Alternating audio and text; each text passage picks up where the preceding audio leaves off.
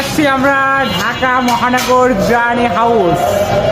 এখানে খুবই চিপ প্রাইসে আপনারা যে কোনো শাহি কাচ্চি এবং শাহি মোরগ পোলাও, গরুর কাচ্চি সব ধরনের তেহারি এখানে অ্যাভেলেবল আছে। ঠিক আছে,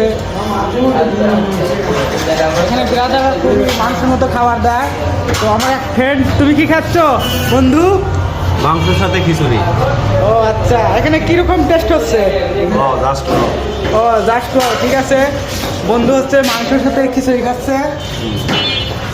তো দেখি আরেকটা বন্ধু এখানে আসছে, দেখি এখানে কি খাচ্ছে। বন্ধু কি অবস্থা? আলহামদুলিল্লাহ। ও আচ্ছা, আলহামদুলিল্লাহ। বন্ধু তোমার কিসে ওটা কি?